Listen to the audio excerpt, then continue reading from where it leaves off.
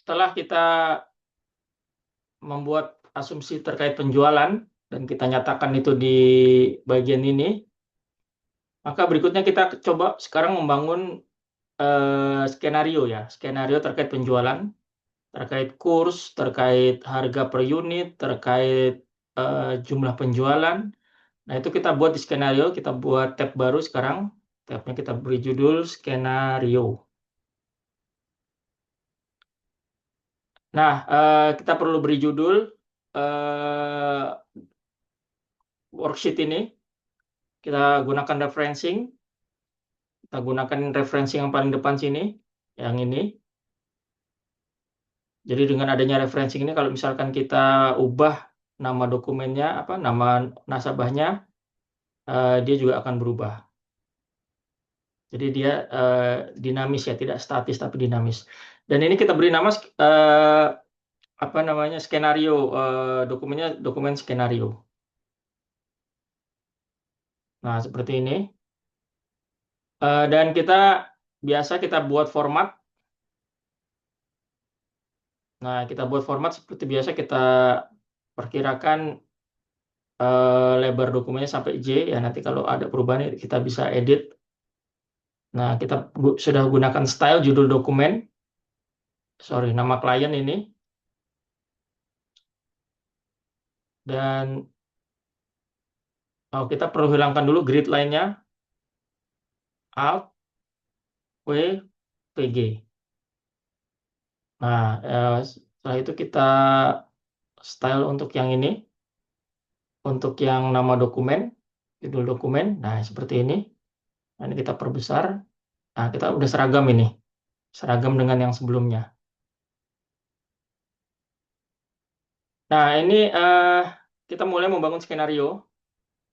Jadi dalam skenario ini tadi sudah diinformasikan bahwa kita akan membangun 4 skenario untuk 5 tahun.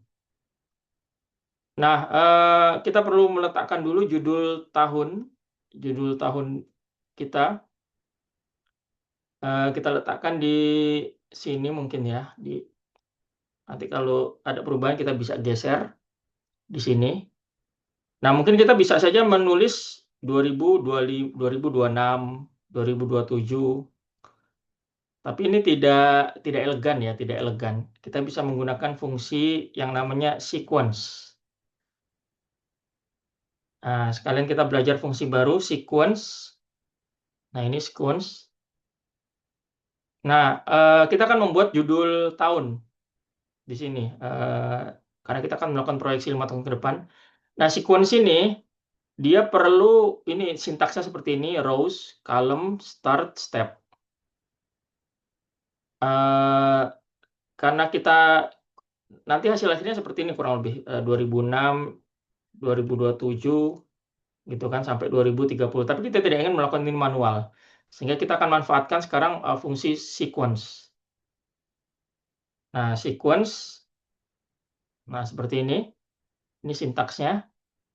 Rows, karena di sini rows-nya hanya satu row, kita abaikan sebenarnya bisa. Kita abaikan.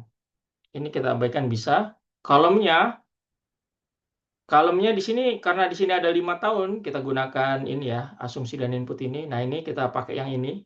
Nah, ini kita referencing sebenarnya 5 tahun. Startnya, ini kolomnya ini akan dia minta akan ada berapa kolom. Ya, kolomnya kan berarti jumlah tahunnya. Nah, start tahun 2026. Ini. Stepnya 1. 1 itu karena 2026, 2027, 2028 itu kan perubahannya 1 gitu kan. Ini 1. Nah, sekarang kita klik. Nah, kita sudah memperoleh tahun. Dan kita lihat di sini, ini rumusnya seperti ini ya, sequence, formula text. Nah, ini kalau kita lihat, ini dynamic array. Dynamic array karena yang ini, yang 2027 ini di rumusnya sini dia abu-abu, tidak hitam. Nah, jadi artinya di sini kita tidak bisa mengubah di tengah-tengah sini, kita tidak bisa ubah. Kita sudah mengaplikasikan dynamic array dengan menggunakan sequence. Dan kita ininya referencing, artinya kalau ini kita misalkan rubah jadi 6 tahun ya, ini 6 tahun, maka dia otomatis sampai 2031. Jadi dinamis dia. Dia dinamis. Jadi kalau ini kita rubah misalkan 2034, ininya berubah 2038 dan ininya pun berubah 2034. Jadi dia dinamis. Nah, ini referencing. Jadi kita tidak melakukan input manual dengan fungsi sequence. Nah, ini salah satu fungsi baru mungkin yang kita terapkan di sini, sequence. Berikutnya kita akan membangun skenario-skenario 4 skenario. Dan ingat, skenario itu kalau di soal tidak ada angkanya, jadi diserahkan ke kita, baik terkait kurs, terkait jumlah penjualan, dan perubahan harga, itu diserahkan ke kita selama masuk akal.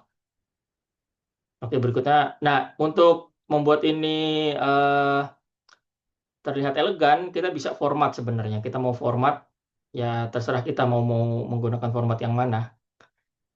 Nah, kita mungkin gunakan yang ini ya. Gunakan yang ini. Dan nanti kita akan, di video berikutnya, kita akan mulai mengenai menggunakan, membangun skenario. Membangun skenario berdasarkan 4 skenario yang sudah ditetapkan dalam soal.